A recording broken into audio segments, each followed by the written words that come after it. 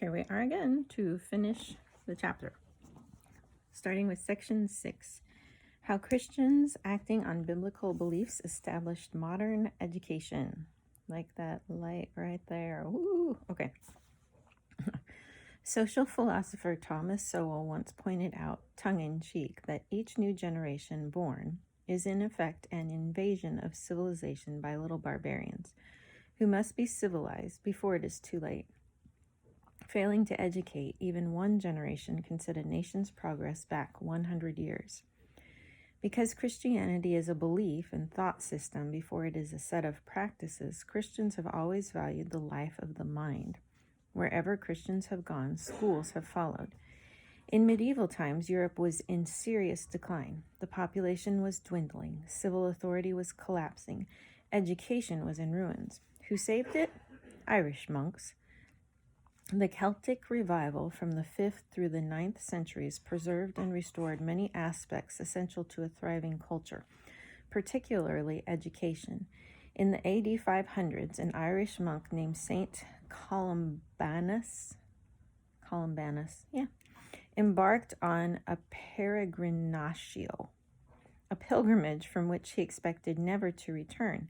He sailed first to Britain and then to France and ultimately to Switzerland and Italy, establishing monasteries along the way.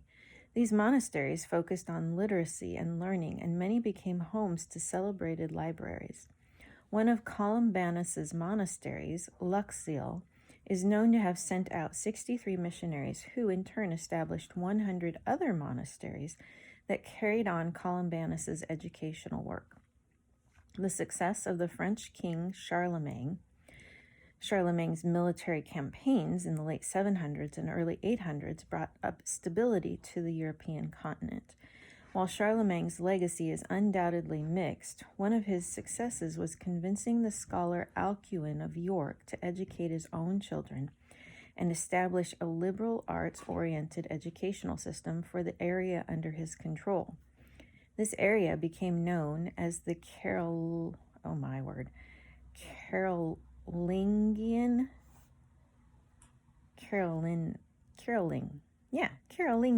Empire.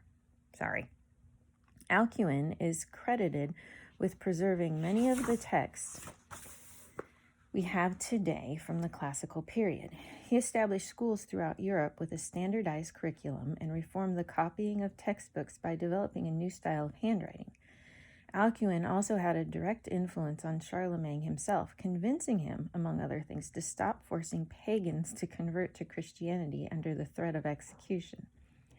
As Europe moved into the second millennium, higher education was increasingly centered in cathedral schools, such as those Alcuin developed. These schools became the first universities and were so closely connected with the church that their students and faculty were considered members of the clergy. In the late Middle Ages, Geert Groot from the Netherlands established the Brethren of the Common Life, an organization promoting literacy and offering people access to materials they could use to live better Christian lives. As a result of these efforts, schools sprang up across Europe, educating people like Pope Adrian VI, Cardinal Nicholas of Cusa, Rudolf Agricola, Desiderius Erasmus, and Martin Luther. That one I can say. In the 1600s, August Hermann Frank, convinced that Christian education was the only way to counter moral depravity, began an educational movement that Johann Julius Hecker carried on, which ultimately established hundreds of schools throughout Prussia, a German kingdom that at one time encompassed much of Europe. The King of Prussia, Frederick the Great, liked these schools so much that he signed a comprehensive compulsory education law in 1763, paving the way for the modern idea of compulsory education. While this had the unfortunate result of tying school and state together, thus ensuring that schools would become more secular as the state did, it shows the enormous influence of early Christians, indeed deeply devout Christians, in forming what we now assume to be a universal right to education. In America, as in Europe, schools were founded almost entirely by churches or other Christian organizations. Some of America's most famous schools, such as Harvard, William and Mary, Yale, Princeton, and Brown, were all founded as Christian institutions, yet Christianity's influence wasn't just in higher education. Protestants formed primary schools in the belief that Bible knowledge was essential to preparing citizens who would hold the government in check. The Bible wasn't the only text in these schools, but its teachings were thought to be the basis for both virtuous living as well as prosperous society. Even the development of America's public schools was a profoundly biblical enterprise. Benjamin Rush, the father of American public education, argued that the Bible was the single most important text students could study, since its principles were the basis for character and good citizenship. Christianity's focus on education also spread around the world as missionaries founded what, in many parts of the world, became the first primary, secondary, and post-secondary schools. William Carey in India made advances in botany, astronomy, women's rights, medicine, banking, and industry. In addition, he mastered several Indian languages and translated classical Indian literature into English. Carey was far more than a teacher, however. He brought the first printing press to India and developed typefaces for Indian languages, translating all or part of the Bible into 44 of them and developing grammars and dictionaries for 73 languages along the way. Indigenous Christians in other nations also exerted a great deal of influence in education. In addition to Krishna Mohan Banerjee, Shai Mayu, Tsuda Umeko, Pandita Ramabai, and Nitobe Inazo, whom we've already discussed, we could also include Joseph Hardy Nishima in Japan, one of the most important educators of the Meiji period, which was Japan's era of modernization.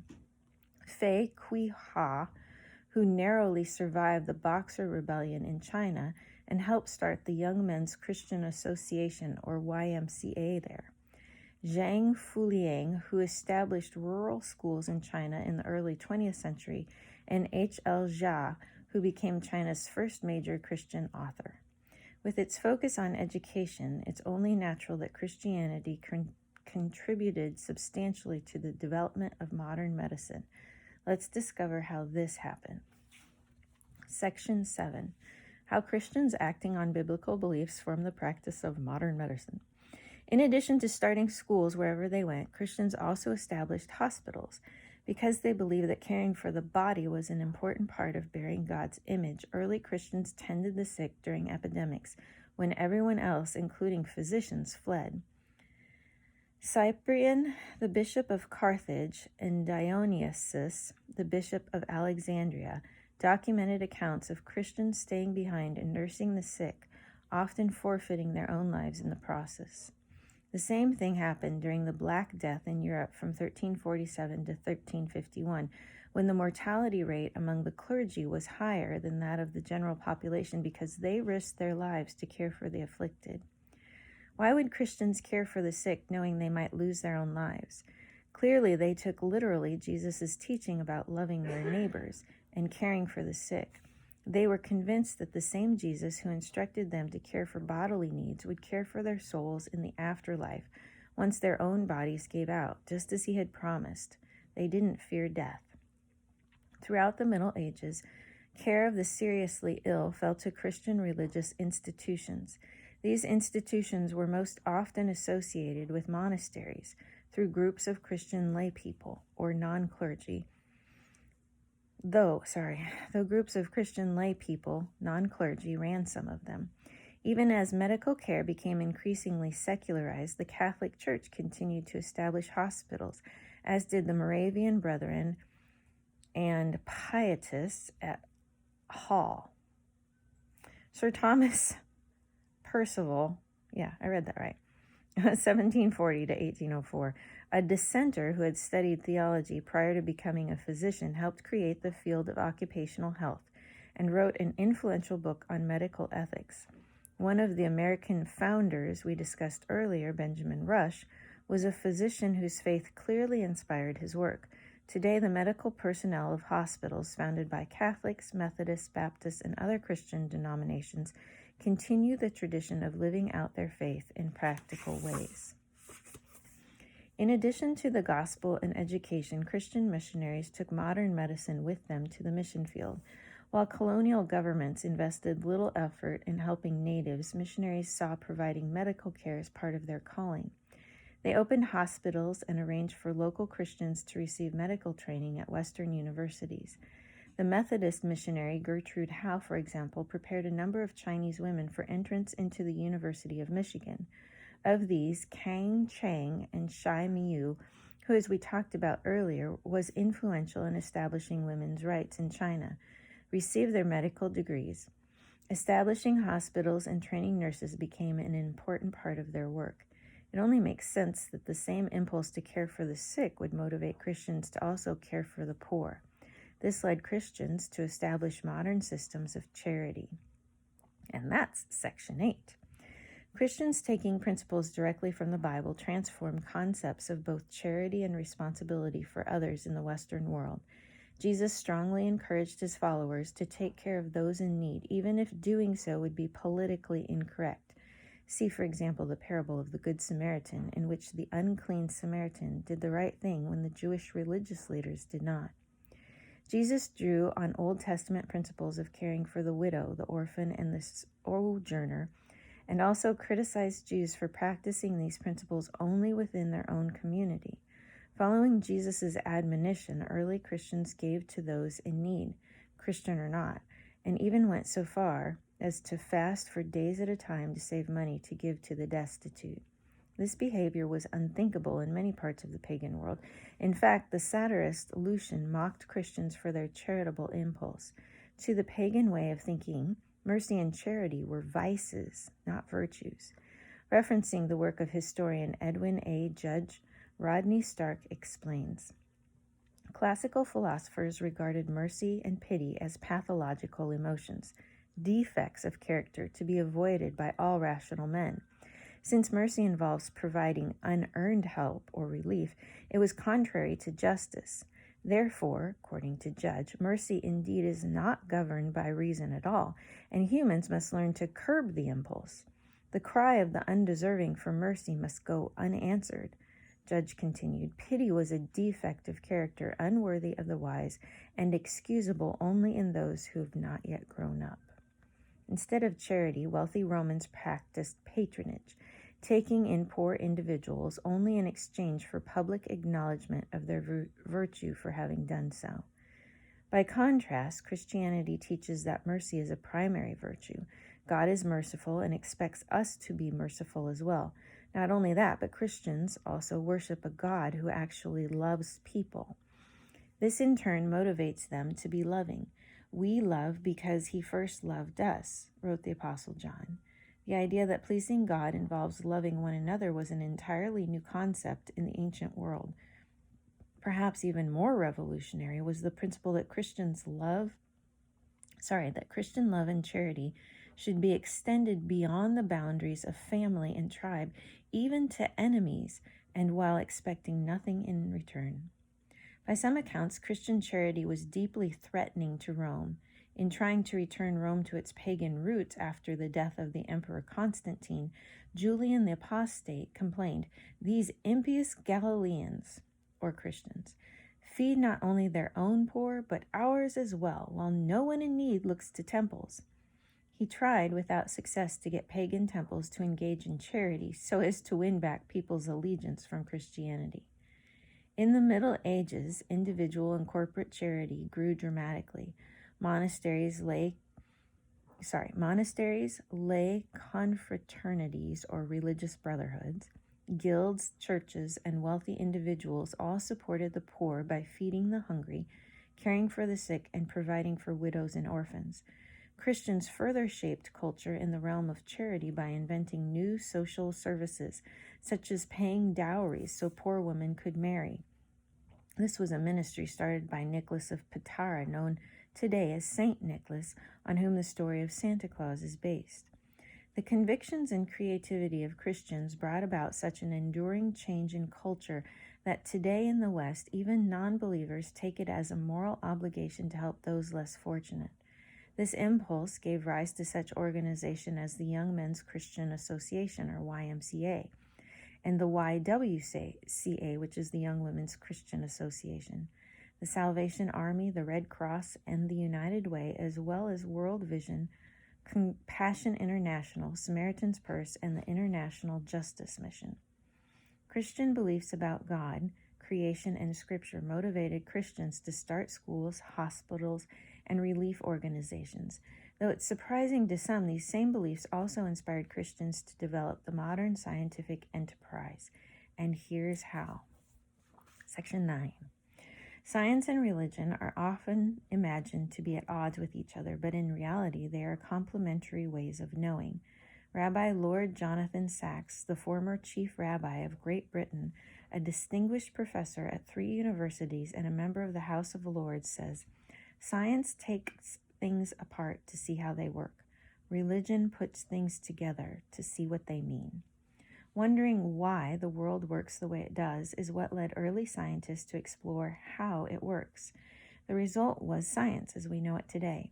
Nobel Prize-winning physicist Steven Weinberg, no fan of religion, admits the Protestant Reformation of the early 16th century set the stage for the great scientific breakthroughs of 17th century England. Sociologist Rodney Stark goes even further. Of the 52 active scientists who made the most significant contributions during the scientific revolution, only one was an atheist, he says. More than 60% were devout Christians. Modern science came about not as a rebellion against the Christian faith, but as an outworking of it. This is startling to those who believe the anti-theist narrative that science is both a rebellion against and superior to Christianity. So exactly how did Christianity bring about modern science? In their book, The Soul of Science, Nancy Pearcey and Charles Thaxton explain that Christianity provided the greenhouse in which science could develop and that other worldviews did not, though they had plenty of opportunity to do so. Pearcey and Thaxton identify 7 Christian convictions that enabled the scientific impulse to flourish. 1, nature is real and valuable enough to study, as opposed to the ancient Greek belief that nature was transient and therefore relatively unimportant. 2, nature is good, but it isn't God, as opposed to animistic religions that leave nature alone because it's the exclusive abode of the gods. Number 3, nature is orderly. This is as opposed to religions that teach that the world is unpredictable because it is ruled by a pantheon of unruly and unpredictable gods. 4, nature's laws can be precisely stated and understood, as opposed to ancient religions that taught that creation was too mysterious to be consistently known. 5, humans can discover nature's order, as opposed to the ancient Eastern belief that nature was not the product of a rational mind and therefore not subject to rational thinking. 6, detailed observation is possible and important, as opposed to Aristotle's thinking that if an object's purpose was understood, detailed observation of it was unnecessary.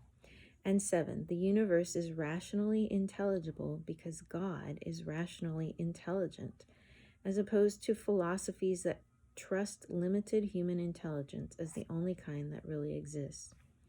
Interestingly, these assumptions made the study of the natural world both theological as well as scientific. God cares about what he has made, and so should we. If the universe is a theater of God's glory, as John Calvin eloquently phrased it, and if scientific inquiry is a process of thinking God's thoughts after him, or as Johann Kepler famously expressed, sharing in his own thoughts, then studying the world points us directly to God. Ancient Greeks tended to reason about the world. Beginning in the 12th century, though, scientists informed by their Christian beliefs decided to look at it. The effect was that scholars such as the unfortunately named Robert Grosseteste, his last name may be translated fathead, developed methods for observing aspects of nature and identifying from those observations a universal law that could be used to understand other aspects. The focus on induction, deduction, experimentation, and observation formed a strong basis for the later development of the scientific method. Roger Bacon, one of Grosseteste's students at Oxford and later a Franciscan priest, further developed the scientific process of observation and experimentation. He called for the use of mathematics as well as direct observation to describe the world. This led to the study of natural philosophy and natural theology, which in turn became the building blocks for natural science and laid the foundation of the scientific revolution. A few hundred years later, Francis Bacon, probably from the same family line as Roger Bacon, codified what we think of as the scientific method. Bacon was a devout Anglican, and Christianity's teachings on God, humanity, and the natural world were important influences on his thinking about science. Along with Francis Bacon, the principal leaders of the scientific revolution in the 16th to 18th centuries were almost all devout Christians. Nicholas Copernicus was a churchman who originally undertook astronomy to determine the date of Easter more reliably. Johann Kepler was a devout Lutheran who thought of astronomy as a form of theology. Galileo, for all his well-publicized spats with the Catholic Church, exerted a great deal of effort to prove that the Bible supported the idea that the earth was not the center of the universe. Sir Isaac Newton, though unorthodox in many ways, saw himself as a Christian and wrote more about theology than he did about physics.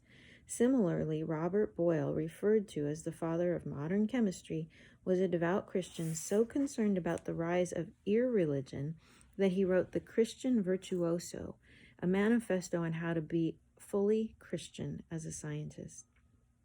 Christian involvement in science has formed an unbroken chain right up to the present time.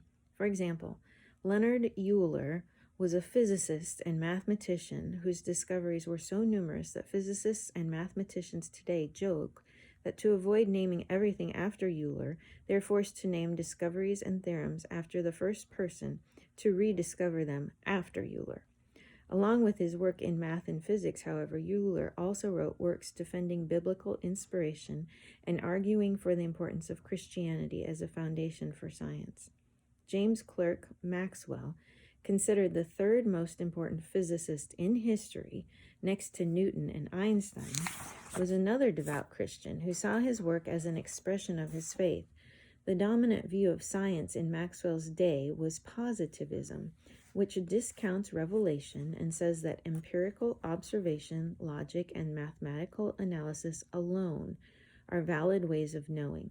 Maxwell, who believed in biblical authority and miracles, saw science as a religious calling and even involved himself in debates on the philosophy of science. Many famous scientists of the 21st century are also Christians. For instance, Francis Collins, a physician and geneticist who headed up the Human Genome Project and is currently the head of the National Institutes of Health, claims a Christian faith and sees his work as an expression of that faith. His book, The Language of God, A Scientist Provides Evidence for Belief, focuses on providing scientific evidence for God's existence. In summary, early scientists' belief about God, creation, and Scripture undergirded the development of modern science. Biblical beliefs took into account nature's value, goodness, orderliness, precision, discoverability, accessibility, and intelligibility. They gave curious people permission, indeed a mandate, to explore creation's wonders. Not only that, but they also enabled believers to see the beauty of creation. This led some Christians in very different but equally profitable direction to contribute to culture through the arts. Section 10. Most of the West's greatest art is about Christian themes. Icons, religious paintings, the Madonnas that Renaissance artists painted and sculpted, and even the deep symbolism of, Muradak's Irish high crosses were all designed to reveal Christian truths. Musical works such as Bach's St. Matthew Passion and Handel's Messiah were among thousands written for or even commissioned by churches or religiously inclined civil authorities to induce a worshipful attitude among the faithful. Religious themes also dominate great works of literature such as Dante's Divine Comedy and Milton's Paradise Lost, and even later works such as Lew Wallace's Ben-Hur, Tale of the Christ, or Henrik Sienkiewicz's Vadis. I don't know how to say that word. One can hardly travel in Europe without being captivated by architecture designed to display God's glory, whether the Cathedral of Notre Dame in Paris, the Hagia Sophia in Istanbul, Turkey, or St. Peter's Basilica in Rome. But the influence of the biblical worldview shapes art in ways that go well beyond depictions of Christian people or ideas. This is especially important to recognize amid today's aggressive attempts to disrupt bourgeoisie fantasies about art, as Glenn Ward phrased it, describing the way postmodernists believe privileged people hijack art to create an idealistic view of reality. Postmodernism, which teaches that ultimate reality is inaccessible, may seem clever and cutting edge, but why is it that master works of art aren't being produced today as they were hundreds of years ago? Why did a previous age give us Michelangelo's David, while our age's famous works include Marcel Duchamp's 1917 display of a urinal, titled Fountain, symbolizing that everything is waste to be flushed away? In the previous section on science, we explored the idea that because the world came from God, studying nature can lead us back to God. The term for this idea, developed in the medieval cathedral schools, is Platonic humanism. Artists, like philosophers and theologians, believe that observing the world as it is helps us understand the mind of the Creator and thus makes us want to depict the world as it really is. This change of mindset transformed art. Earlier, medieval art, such as the sculptures of Chartres Cathedral, carved in the late 12th and early 13th centuries, featured elongated figures with stylized clothing falling in parallel folds. This changed abruptly in the mid-13th century, as we can see in the mortuary chapel of Naumburg Cathedral in Germany. This new realistic approach to art would continue to develop through the late Middle Ages, leading ultimately to the astonishing art of Jan van Eyck in Flanders and the work of the great Renaissance masters. As Jonathan Hill explains in What Has Christianity Ever Done for Us? It was the emphasis on the intrinsic spirituality of nature that helped to lead Western art during and after the Renaissance to the pursuit of realism, which has been a central feature of art ever since. In Asia, the visual arts remained more stylized, which is why the Chinese were so astounded by a picture of the Virgin Mary that they thought the image must be somehow real. The laws of perspective, for example, were unknown to the Chinese, who simply depicted more distant objects above closer ones. But in Renaissance Europe, these laws and other aids to accuracy were discovered, allowing artists to achieve far more realistic images. Moreover, the interest in accuracy spurred artists and others to investigate the human body in more detail, providing an incentive to the study of anatomy and medicine. Art was seen not just as frilly ornamentation or a means of showcasing an artist's skill, but also as a means of vividly displaying how the divine touches our everyday experiences, transforming medicine as well as art. Christian beliefs have shaped music as well. Unlike many other religions, Christianity is a singing faith. This melodic impulse inspired artists to use what they created for worship to form the expectations of the role of music and how it ought to be performed in all of society. You probably heard plain song chants, sometimes called Gregorian chant, after Pope St. Gregory the Great, and notice that while they are hauntingly beautiful, they lack musical accompaniment. They are monophonic, meaning that they consist of a melody without a harmony. Gradually, church musicians developed an increasingly complex polyphony. We're going to go with that word, polyphony, not polyphony, but polyphony, that required sophisticated systems of musical notation. These systems of notation, along with the forms of music developed for churches, formed the scaffolding on which the platform of classical music was built. The basic format of Western music, which begins in harmony, progresses into tension, and then releases the tension through melodic resolution, is actually related to the deep structure of the biblical narrative. It mirrors the glory of creation, the tension of the fall, and the resolution of redemption. We might think this is a universal pattern in music, but listening for a few minutes to musical patterns common in other parts of the world, such as Buddhist chanting, will show us that it is not. Similarly, Western literature often displays Christian themes such as the horror of sin, the honor of self-sacrifice, and the glory of redemption. Aside from obvious greats like Dante, John Bunyan, or John Milton, authors as diverse as Fyodor Dostoevsky, T.S. Eliot, Walker Piercy, Flannery O'Connor, and G.K. Chesterton all explored the human predicament from a perspective shaped by their Christian beliefs.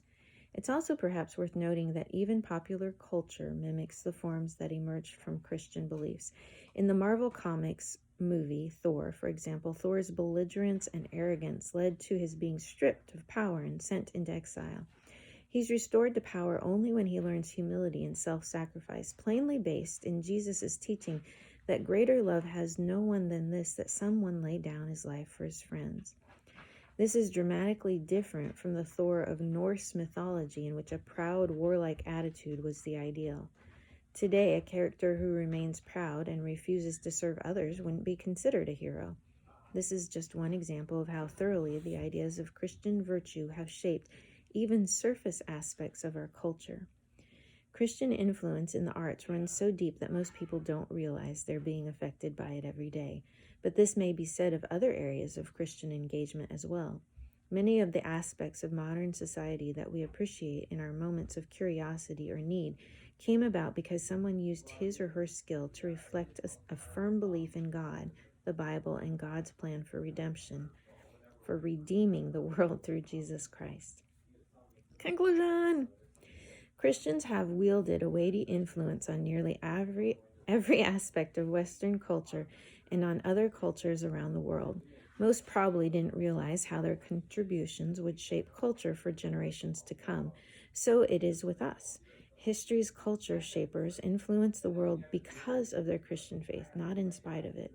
We too ought to choose to live in a way that makes life more worthwhile for others. As we celebrate the genius of our forebears, we must also acknowledge their flaws as part of the story of this sin-wrought world. They were quirky. They sometimes held notions we would consider bizarre. They may have been hard to get along with. Some authors ignore these rough edges and make these heroes of the faith seem superhuman. This is not helpful, nor is it helpful to obsess about their warts, as some historians do, and miss the larger picture of how they bore God's image and pursued their callings with passion. Our goal isn't to just admire them, it is to imitate them. Great Christians of the past surely wrestled with fear and doubt and arrogance and anger and jealousy and meanness, as all of us do, and yet God used them to shape culture. This leads us to the next question. Could God also use us to shape our own culture? The answer to that question is yes. How it might be so is what we'll examine in the next chapter. Woohoo!